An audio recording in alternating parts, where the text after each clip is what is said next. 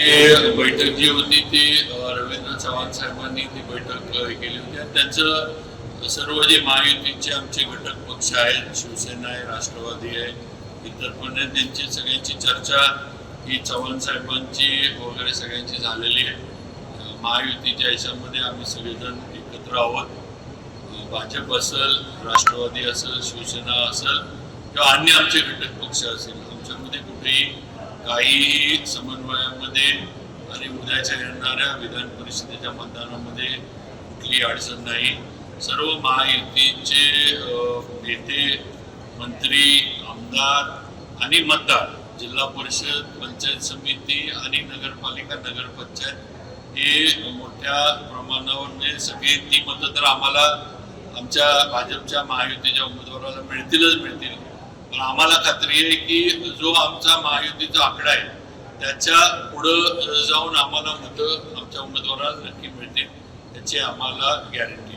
तुम्ही एकीकडे म्हणताय अडचण काहीच नाही माहिती, मात्र काल शंभूराज देसाई स्वतः म्हणाले की कोणत्याही बैठकीचं निमंत्रण त्यांना मिळालेलं नाहीये आणि त्यामुळं मी कुठल्या गाडीनं असं अशा पद्धतीचा उत्तर तोडा मारलाय. काय नाही, असं हे नाहीये.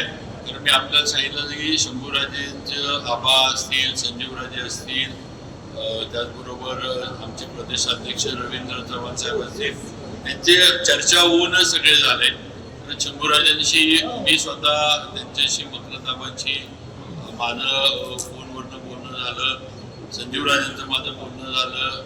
इव्हन आपले ग्रामविकास मंत्री जयकुमार गोरे साहेब पण त्यांच्याशी बोलले.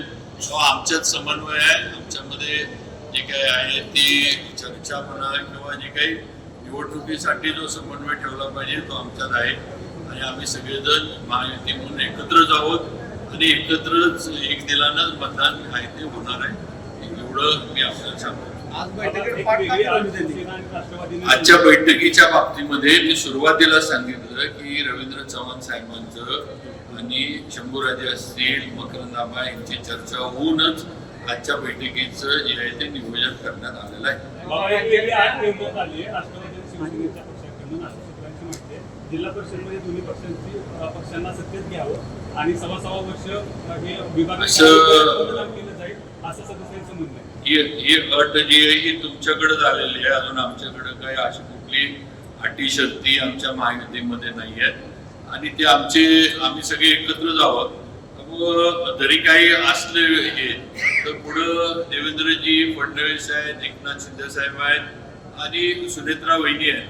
त्यांच्या माध्यमातून काही जे काही निर्णय असले तर ते पुढं या सर्वांच्या माध्यमातून होतील.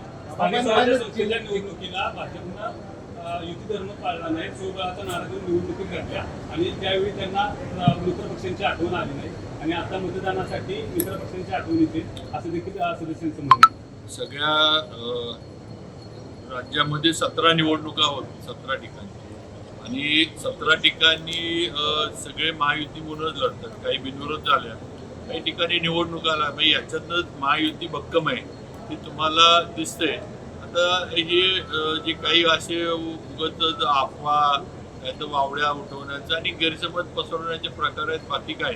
बाबा, पण जिल्हा परिषदेच्या वादानंतर अजून देखील मंत्री शंभूराज देसाईची नाराजी दूर झालेली नाहीये. नाही बघा, शेवटी महामार्ग आणि होणं गरजेचं आहे. शक्तीपीठ महामार्गाचं पण स्वतः मुख्यमंत्र्यांनी महामार्गाबद्दल